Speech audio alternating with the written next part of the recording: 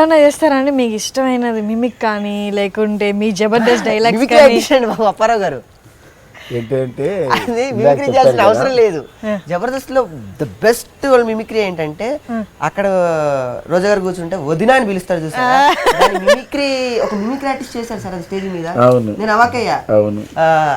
ఈ రోజు ఎంత గ్రేట్ సందర్భం అంటే ప్రతి మిమిక్రీ ఆర్టిస్ట్ నేను చిరంజీవి గారిని చేస్తాను, రాజశేఖర రెడ్డి గారి వాయిస్ చేస్తాను, ఇప్పుడు మీ అందరి ముందుకు అది చేస్తాను.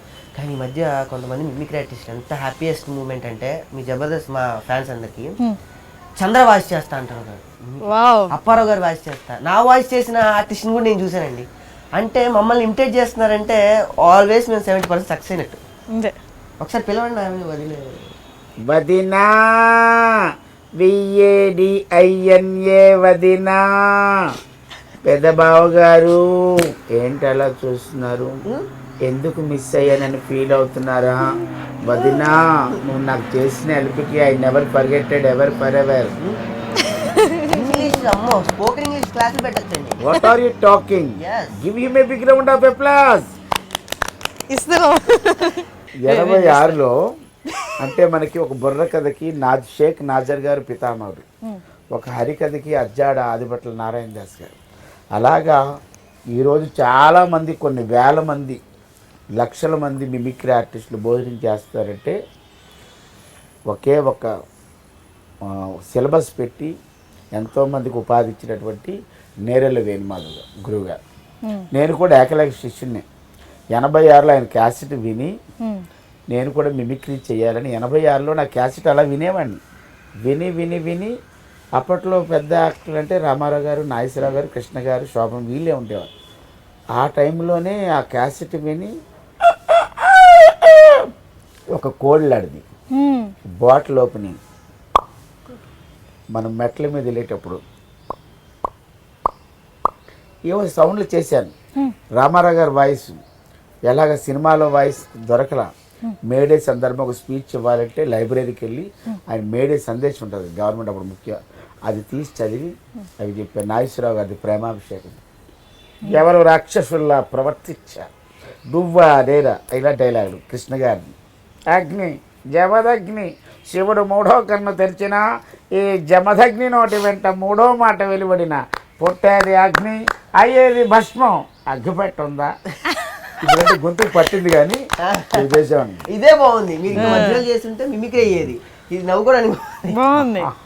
ఏంటి తాను వలబట్టడం. శోభన్ బాబు గారి వయసు ఆనాడు ఈనాడు ఎవరూ చేయలేదురా. జగ్గయ్య గారి వయసు నాకు తెలియకుండా అది భగవత్ సంకల్పం, మనం ఏం చేయలేం, అట్లా వచ్చింది. తర్వాత నేరెళ్ళ వేణుమాధవ్ గారిని ప్రత్యక్షంగా విజయనగరం సంస్థాన దృష్టిలో రాజు గారు, పివిజి రాజు గారు అంటే ఇప్పుడు మినిస్టర్ గారు అశోక్ గజపతి రాజు గారి నాన్నగారు, ఆయన కార్యక్రమంలో నేరెళ్ళ వేణుమాధవ్ గారిని ఫస్ట్ టైం నేను కాన్వకేషన్ థియేటర్లో డాక్టర్ కట్టమంచి రామలింగారెడ్డి గారి కాన్వకేషన్ హాల్లో చూశాను. ఆయనకున్న చాలామంది ఏకలవ్య శిష్యుల్లో నేను ఒకరు. ఇందాక చక్కగా ఇమిటేట్ చేశారు. ఏంటండి ఆయన ఈ ఏజ్లో కూడా గురుగారు అంటే ఏ ఆర్ట్ కూడా ఐక్యరాజ్య కళా సమితిలో ప్రదర్శించబడలేదు ఇప్పటి వరకు కూడా. యుఎన్ఏ కేవలం మిమిక్రీ ఆర్ట్ మాత్రమే ఐక్యరాజ్య కళా సమితిలో అలా ప్రదర్శించబడిన 1 hour షో ఏదైనా ఉందంటే అది డాక్టర్ నేరెళ్ళ వేణుమాధవ్ గారి షో మాత్రమే. అసలు ఆయన చికాగోలో స్వామి వివేకానంద గారు ఎంత ఉపన్యాసం ఇస్తుంటే ఇంటర్నేషనల్ నుంచి వచ్చినటువంటి అందరు కూడా అలా చూస్తూ ఉన్నారు. దాని తర్వాత అంటే అక్కడ రాసిన పేపర్స్లో అంచె అద్భుతంగా ప్రదర్శించిన ఆట మిమిక్రీ. అసలు ఒక మిమిక్రీ అనేది ఉంటుంది, మిమిక్రీని చెయ్యొచ్చు. ఆయన ఇప్పుడు అండి జస్ట్ మొన్న ఒక one month back 92 years still now ఇప్పటికి కూడా ఆయన ఒక మిమిక్రీ చేస్తుంటే ఉంటుందండి. Is Mackenna's Gold Sholay. అదే ఆయన చేసే వాయిస్లన్నీ అసలు ఎవరు చేయలేని. మీరు ఒక గాంధీ గారు మాట్లాడడం విన్నారా? తర్వాత అందరూ అసలు మనకి అంత కళ్ళ ముందు చూపిస్తారండి ఇప్పటికి కూడా. అసలు మిమిక్రీ ఎలా పుట్టింది అనేది ఆయన చెప్తూ ఉంటే ఇప్పటికీ నా కళ్ళ ముందు గుర్తు. ఆయన మాట్లాడే విధానంలో పూర్వకాలంలోనే రామాయణం కాలంలోనే మిమిక్రీ ఉండేది ఆయన.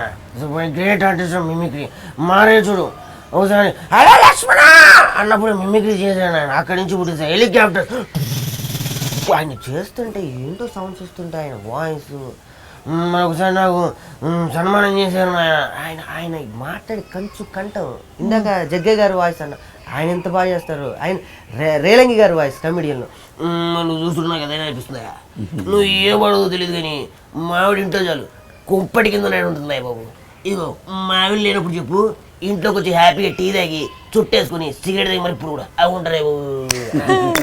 వండర్ఫుల్.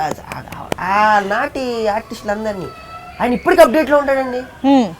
ఇప్పుడు ఈ జనరేషన్లో కూడా మేము వెళ్ళినప్పుడు గురుగారు నమస్కారం అంటే ఏం వాయిస్ చేస్తున్నావు ఆయన అంటాడు. వాటికి కూడా నాకు ఫస్ట్ జబర్దస్త్లో చూసి నాయన నువ్వు ఎప్పటికైనా కానీ ఒక అద్భుతమైనటువంటి మోడ్యులేషన్ ఆర్టిస్ట్ అవుతావు నాయన అని చెప్పిన 100% వాయిస్. ఆయన ఎలా అంటే టీవీలో వస్తున్నప్పుడు ఆయనకు తెలిసిన ఆర్టిస్ట్ అనుకోండి వెంటనే ఆయన ఫోన్ చేస్తాడు, పుస్తకంలో రాసుకుంటారు ఆయన. పక్కనే అమ్మగారు ఉంటారు, మీ నెంబర్ ఉందా నీ దగ్గర అనగానే ఉందండి తీసేయగానే ఒక్క నిమిషం గురుగారు మాట్లాడతారు అనగానే చాలా బాగా చేసాము ఆయన, ఇప్పుడే చూసాను అబ్బా ఏమిటి ఆ చాతుర్యం ఏమిటి స్పష్టంగా పలుకుతున్నాడు ఆయన. ఆర్టిస్ట్ అనేవాడు ప్రతి అక్షరాన్ని కూడా ఉంటాను మరి అంత బాగా ప్రోత్సహించి ఫోన్ పెట్టేస్తారు ఆయన చక్కగా. అట్ ది ఏజ్ ఆఫ్ 70-80లో ఇప్పటికి 80 years నాకు తెలియదు సార్. ఇప్పుడు మొన్న రీసెంట్గా 88-86 జరిగింది సార్. మార్వలెస్ వాయిస్ అండి. ఇప్పటికీ కూడా అతను ఏంటంటే అట్ ది ఏజ్ ఆఫ్ ఇప్పుడు కూడా చాలా ఫాస్టెస్ట్ మిమిక్రీ. ధ్వని అనుకరణ సామ్రాట్ అంటే నిజంగా సామ్రాట్. కారణం ఏంటంటే అంత ఫాస్ట్గా నేను ప్రత్యక్షంగా చూసాను చాలా షోలు. ఒకదాని తర్వాత ఒకటి చేసేస్తుంటారు. గురుగారు అచీవ్మెంట్ ఏంటంటే సార్ మిమిక్రీ ఆర్టిస్ట్ తెలుగులో ఉంటే తెలుగు మిమిక్రీ చేస్తాం. గురుగారు హాలీవుడ్ టచ్ చేశారు. జేమ్స్ కెమెరామెన్ ముందు కూర్చొని ఆయన సినిమాకి సంబంధించిన బ్యాక్గ్రౌండ్ స్కోర్ని వినిపించారు లైవ్లో. ఆసమ్ హాలీవుడ్లో స్టూడియోస్లో లేచి అందరూ స్టాండింగ్ ఓవేషన్ సబ్ అని. తమిళ్ గురుగారు ఎప్పుడు చెప్తుంటారు ఒక తెలుగు వస్తే సరిపోతుంది ఆయన. మిమిక్రీ ఆర్టిస్ట్ అనేవాడు బహుభాష కోవితుడై ఉండాలి. తెలుగు రావాలి, ఇంగ్లీష్ రావాలి, వాచకం తెలియాలి, పద్ధతి తెలియాలి, స్టైల్ తెలియాలి, ఎక్కడ ఎలా ఎప్పుడు బిహేవ్ చేయాలి, దేన్ని ఎక్కడ కట్ చేయాలి, ఎవరితో ఎలా మాట్లాడాలి, ఇవన్నీ తెలిసిన వాడు ఓన్లీ మిమిక్రీ ఆర్టిస్టే. Perfect, wonderful. ఆయన అన్నిట్లో షో అన్ని భాషల్లో షో చేశారండి.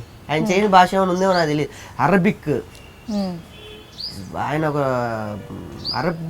దుబాయ్లో షో చేయడానికి వెళ్తుంటే ఎయిర్పోర్ట్ నుంచి దిగి కార్లో ఆయన వెనక కూర్చున్నారు. డ్రైవర్ అలా చేస్తుంటే ఒక అరబిక్ రిథమ్స్ ఉంటాయి, అని ఒక అరబిక్ బెల్లి. ఇప్పుడు మనం దాన్ని ఏమంటున్నాం బెర్లీ డాన్స్ అని ఇప్పుడు పేరు పెట్టాం. అప్పటి నుంచి మీరు అన్నది కరెక్ట్. మీరు బెల్లి ఊపకండి. ఇప్పుడు అని మ్యూజిక్ వస్తుంటది కదా, అది వింటూ వెళ్తుంటే ఒక దగ్గర అది ఆగిపోయింది రేడియో. ఈయన వెనక నుంచి మ్యూజిక్ దిగగానే గురుగారు దిగగానే ఆగిపోయిందట. అది ఆయన చూసుకుంటూ కొడుతున్నాడు, అది ఇప్పటిదాకా అది రాలేదు నాయన, వెనక నుంచి నేను వాయించాను అనగానే వాడు దిగేసి బాస్ అని చెప్పేసి కాళ్ళకి దండం పెట్టా. ఇప్పటికీ ఆయన చేసిన achievements wonderful. Hi, this is rocking Rakesh. Hi, this is రాసమప్పి. ఓన్లీ ఎక్స్క్లూజివ్ మీ ఐ డ్రీమ్ మీడియాలో. Please watch and subscribe.